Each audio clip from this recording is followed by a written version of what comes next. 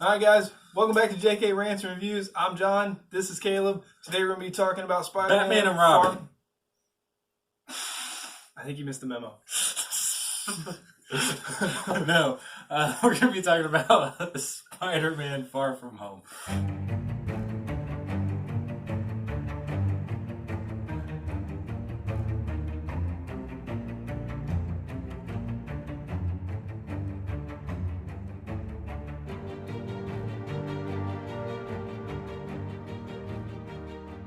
So, We are here today to discuss the news story.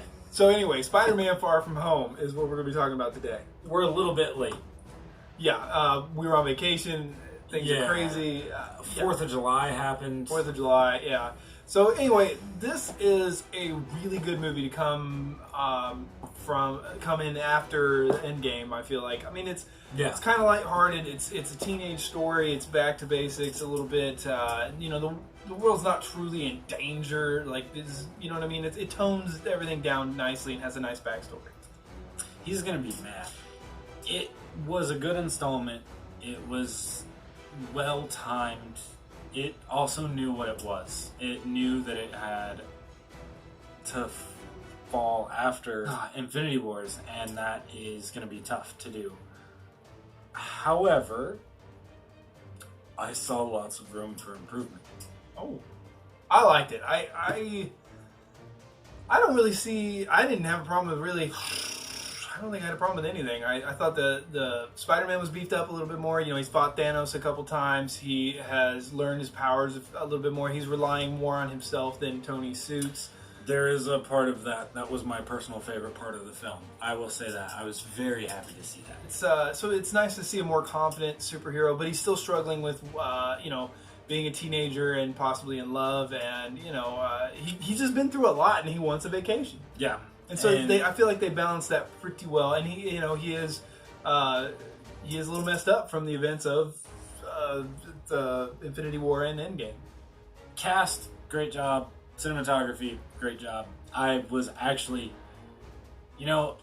whenever you see Jake Gyllenhaal's name, I feel like maybe it's just me and a couple people I know. We kind of go, ooh, at first. No, he was solid. He delivers. I'm not really the biggest fan. I can tell you he's a good actor because I just know he is. He's been in a lot of movies. Donnie Darko. Right. I bought it from the pawn shop. Good movie. Bought it from the pawn shop. I still haven't seen it. It's on my list. What? I know. Hey, but $1, got it. But no. Yeah. So I know he's a good actor. Prince of Persia, I think, is the last good thing I saw him in. It was okay. It was enjoyable. I'm not gonna say it was good. I shouldn't say that. I saw Nightcrawler and didn't get it. I don't think I got it in theaters. It was a little too dark and weird for me. I need to try it again. Nightcrawler's good. I'm still stuck on Donnie Darko. I know. I know. I don't think we can do this channel anymore. In my opinion, everything was pretty good. CGI was pretty good. Yeah. Acting was pretty good. Yeah. I will say all of that stuff was good. I just found a few areas where I felt that it was a regurgitated plot that we've seen in lots of superhero films. And it's somebody that was wronged, Iron Man 3, and used stuff against him to try to kill him. There we go. Yep. Well, that's kind of the Marvel universe. Tony is the problem with all of this. And even Vision says it in Civil War. Civil War is like, this is breeding catastrophe. Yes, but it was... I don't know the right way to say this. I had fun at the movie, but I also felt like I was rewatching Iron Man 3. Yeah. So anyway, now we're going to get into our deep spoilers. So if you don't want to know after this, go ahead and click off. All right, let's get into what you didn't like. I mean, you pretty much just said it. Iron Man 3, a disgruntled employee. It totally felt like the same plot. Like, the only thing that was different is that you were dealing with Peter Parker instead of Tony Stark, and you were dealing with the death of Tony Stark. I mean, it was a good movie. But he was trying, even he told Peter, you are going to be the next Iron Man. Not necessarily Iron Man, but the big guy to take care of business. He's like, you're never going to be Iron Man. You're going to be Spider-Man. Like right. That was a nice scene where he was like, even Tony couldn't didn't live up to Tony. Yeah. And, that was nice. Okay, let's start off with that character. That dude... Happy Hogan? Yes. Happy be in every single Marvel film, please. Right. I need more of you, not less. I missed you while you were gone. Come back. Right.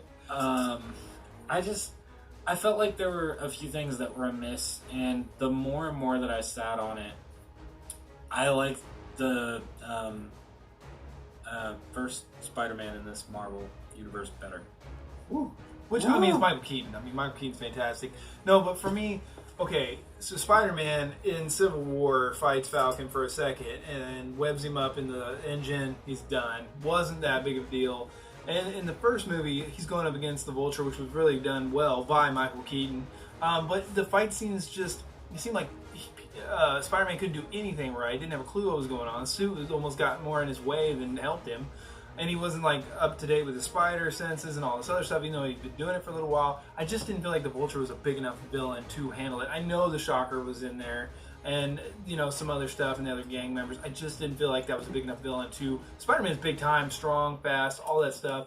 And this movie, I felt like they did a very good job of him, like I said, relying more on just his reflexes and senses and stuff like that. And the villain really brought plenty of danger, and this movie capitalized and brought the CGI in a great way. In the fact where I was like, these illusions could go real bad. Like the CGI could be horrible, it could be unbelievable. But when Spider-Man was stuck in the illusion, I was like, that's impressive, because he had no clue where he was going. He was running into walls. You know, stuff was hitting him. He couldn't see anything.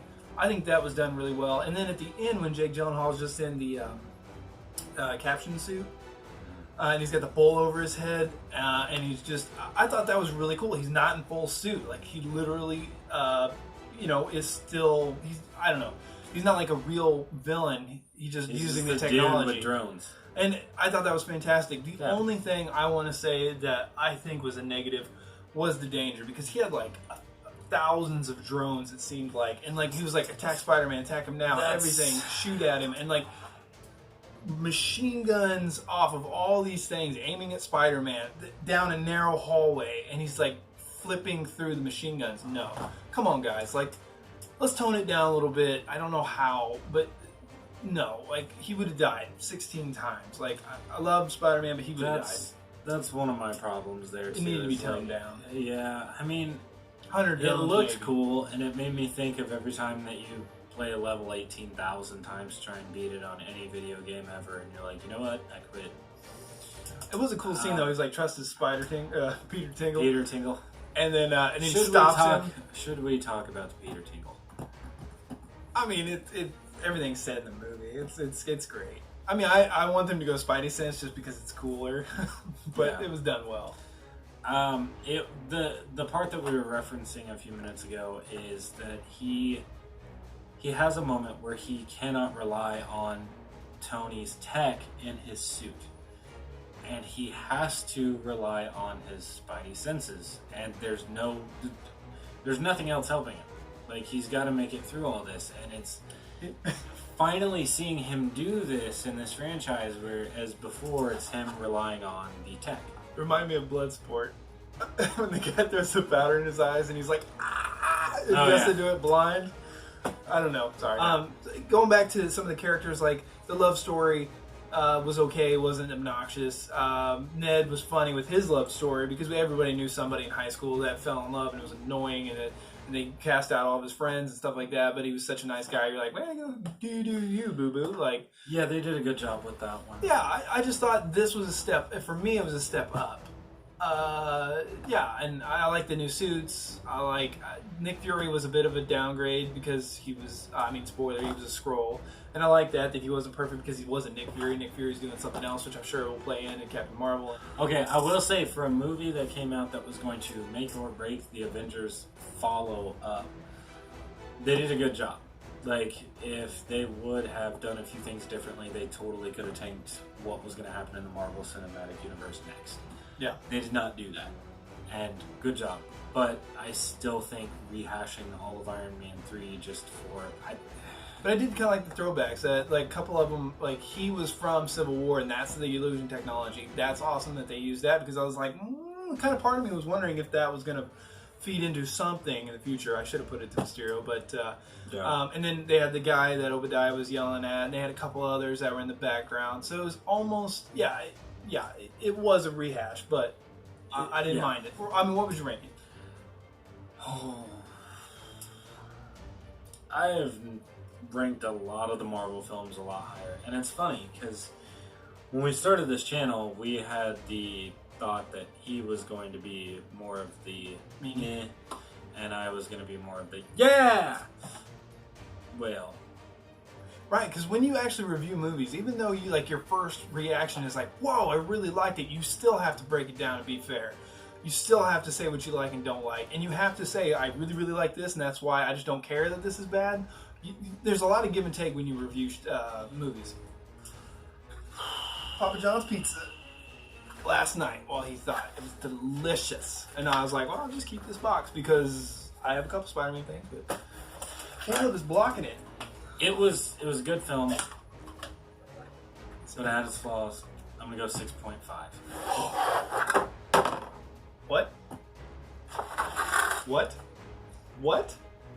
Brilliant with the effects, amazing team, amazing acting, but I've just seen the movie. Ouch. 6.5, and that sucks to say because I know that the world's gonna tell me I'm wrong. I don't care. This is a personal... I enjoyed the movie. I will see it again. But it did what it needed to do to keep the Marvel Cinematic Universe afloat. But it's not necessarily the direction that I think it should have went with the entire rehash. Yeah. All right. Well, and now he hates me, so... What would you rank it? So for me, this was a good transition, like I said, from Infinity War and Endgame, and from the last one, Homecoming. I like that they're building up to bigger and badder villains from the Spider-Man universe. So this was a villain that I was actually calling that I was hoping they were going to do it right, and in my opinion, they did. And Jake Gyllenhaal, in my opinion, this is his best movie that I've seen, because I need to see Donnie Darko. Right. Man. Well, and I need to see Southpaw, which I bought from the Bond shop. Oh, and man, seen it. Southpaw is fantastic. Right. I'll get on it. Wow. Right. There's only a couple things that hold this movie back. I think this is a good down-to-earth movie that's a light tone. Like I said, I would give it an 8. I'm gonna give it an 8. It's a good movie. It's not great. It's not Endgame. And so yeah, but 8's a good score. It's a good score. Well, there's a couple things that happen post-credits. Alright, so credits roll, and we get something that I've been wanting to see for a little while, which is Spider-Man and MJ kind of roping around New York City, kind of getting a feel for what it's like there. And then you get J. Jonah Jameson and his return from J.K. Simmons. And as soon as I heard that voice, I just... Yes! Right. You had to have him back. Yes! That's definitely a fan service, and we appreciate it. Yes! And the city looked really cool, and it was on that big jumbotron in the middle of the streets, and so you know it's everywhere, but it's fantastic. And then he announces that, Mysterio played this video that... Because, he says on there, I have a contingency. They'll see what I want them to see. Nicely done. Yeah, contingency after contingency. That's the other thing, he's just so smart. It was prepared. I love it. But yeah, that end scene. Yeah. Although, the one thing is, this totally teased a multiverse, but now it doesn't. Right, so you kind of ruined that storyline. So, one does exist, one doesn't exist. So now I want to know what's going to happen if we are ever going to get that, because now I feel kind of sad. I think they're on Facebook. I see it every day. That shows they want Tobey Maguire, Andrew Garfield, and him to all be in the same movie. Please, that'd be so awesome. It's so crazy and out there that it probably never happened, but you got to make something like this happen. You need it. Into the Spider-Verse was fantastic, and I think that you could bring that together with what we have already and add a few more. The second scene is one with Nick Fury with his feet up on the beach, and then it pulls away, and he's actually on a spaceship, probably on a secret mission. Which wasn't. It's kind of good because the imperfections of Nick Fury you forgive, and it was kind of cool now to know that it is a different Nick Fury. But now you kind of have to wonder how far back does that go, because he says, "I saw you at the funeral." did he know Nick Fury was there and just reference that, or was he the one at the funeral? I would assume he's the one at the funeral. I don't know. I don't know either. I mean, he could be all the way back. Who knows? I don't know. Someday I hope it's addressed, because that I would like to know. Yeah. But anyway, stick with us, guys. Make sure and like, comment, subscribe if you haven't. Make sure and hit that notification bell so you can get some more R&R. Until next time, JK out.